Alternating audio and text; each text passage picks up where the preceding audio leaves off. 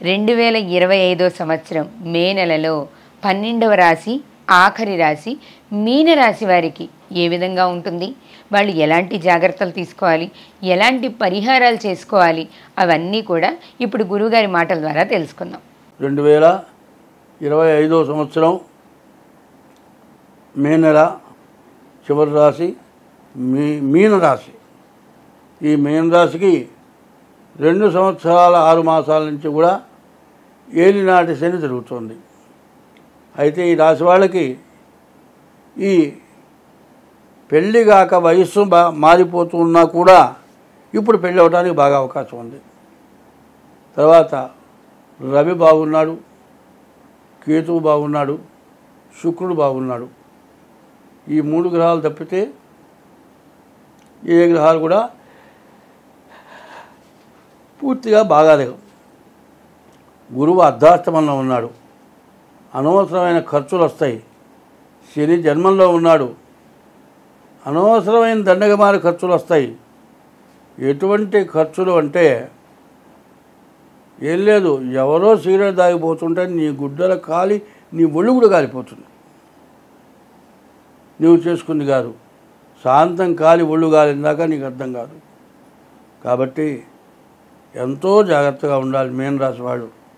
వీళ్ళు మీ జాతకం చూపించుకొని జాతక రీత్యా ప్రవర్తించండి, ఎక్కడా తొందరపడవాకండి. ఈ మీనరాశి కూడా చాలా విశేషమైన రాశి. మరి విష్ణుమూర్తి 10 అవతారాలు ఎత్తాడు. మొట్టమొదటి రాశి అవతారం చేప, మత్స్యకూర్మవరాహస్య మత్స్యావతారం ఎత్తాడు. అటువంటి మంచి రాశి, పూర్వజన్మలో పుణ్యం చేసుకున్న రాశి. ఏదో కించిత్ పాపం వల్ల ఇప్పుడు మీరు ఇబ్బంది పడవచ్చు, కానీ ముందు రోజులు చాలా బాగుంటాయి. మీ వంశ ప్రతిష్ట నిలబడతాయి, మంచి అభివృద్ధి పొందుతారు. ఇవన్నీ పొందాలంటే శనికి 19,000 జపం, నల్ల నువ్వులు దానం. తర్వాత మీ డేట్ ఆఫ్ బర్త్ ద్వారా మీ జాతకం చూపించుకోండి, మీకు అన్ని విధాలా బాగుంటుంది.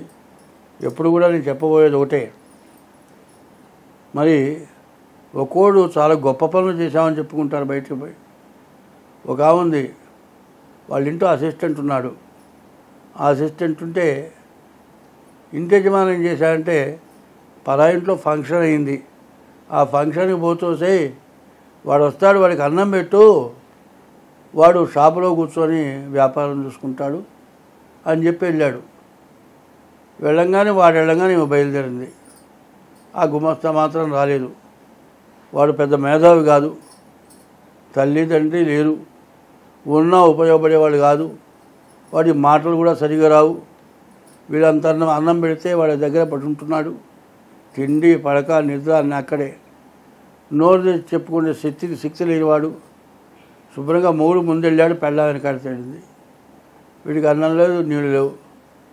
సరే అక్కడికి వెళ్ళిన తర్వాత, ఏమమ్మా మీ ఆయన్ని నువ్వు వచ్చారు, మీ గుమస్తా రాలేదంటే, నేను అన్నం పెట్టలే, వాడు పొట్టగొట్టొచ్చా తప్పెట్లు కొట్టి డాన్స్ చేస్తుంది. అది మంచి పనా? నువ్వు ఎన్ని వందల మంచి పనులు చేసినా తినే అన్నం తినకుండా చేయటం, నోట మట్టి కొట్టడం చాలా తప్పు. ఒకడు ఏం చేస్తాడంటే పోతూ కాళ్ళ మట్టన్నా విస్తట్టుగా నేస్తాడు. ఏమిటంటే వాడు గొప్పవాడు అనుకుంటాడు. అటువంటి పనికిరాని పనులు చేసేవాళ్ళు చాలామంది ఉన్నారు. పైన అధికారం ఎక్కువగా ఉంటే వాళ్ళ కింద పనిచేసే వాళ్ళని చిత్రహింస పెడతారు. ఒకప్పుడు నేను ఉద్యోగం చేసే చోట సాయిబుల పిల్లవాడు గొడవ చేస్తే వాడిని కొడితే, మరి కౌన్సిలర్ వచ్చాడు. వచ్చి పిల్లాడు కొట్టింది ఎవరంటే బలానా నన్ను చూపించారు, నేనే కొట్టా. నేను ఎవరో తెలుసా? నాకు తెలుసులే, కౌన్సిలర్ అని తెలుసులే అన్న. ఎందుకు కొట్టావు అన్నాడు. నువ్వెవడు అన్నా.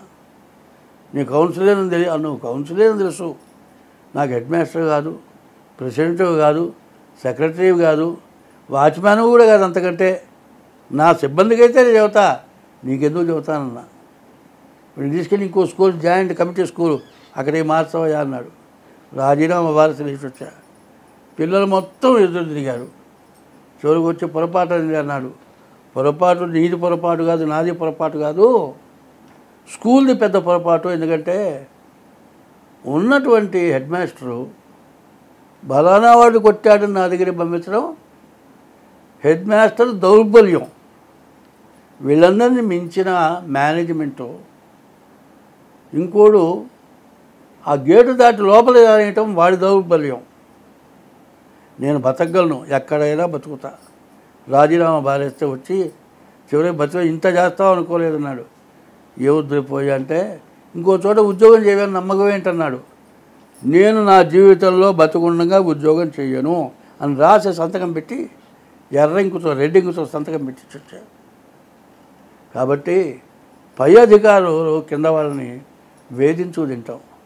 అది వదిలితే వాడు బతకలేరు, వాళ్ళు ఇంట్లో బతకలేరు, ఉద్యోగంలో బతకలేరు. ఇట్లాంటి దురాగతాలు మనుషుని మాత్రం బతకనియవు. ఏదో రోజు వాడు పడే హింస మామూలుగా ఉండదు, సామాన్యమైన హింస పడ్డు. అది మాత్రం బాగా గుర్తుపెట్టుకోండి. పిల్లికి చెలగాటంట, ఎలుక్కి ప్రాణ సంకటంట.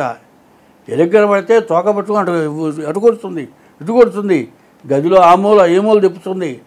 ఒక్కసారి చంపితే పాపంలే, దాన్ని వేధించి నేలకేసి కొట్టి ఒళ్ళంతా గుల్ల ఎట్టుగా చేసి చంపుతుంది. వాళ్ళ ఉద్యోగాల్లో కూడా పై అధికారులు కింద అధికారులను ఆ విధంగా వేధించడం ధర్మమా అధర్మమా? నేను చెప్పేది ధర్మమా అధర్మమా? మీరు చేసేది ధర్మమా అధర్మమా? దానివల్ల మీరేమి ఇబ్బంది పడతారు? ఇదంతా గ్రహ బాధలు వచ్చేది దీనివల్లే. అది గుర్తుంచుకోండి. స్వస్తి.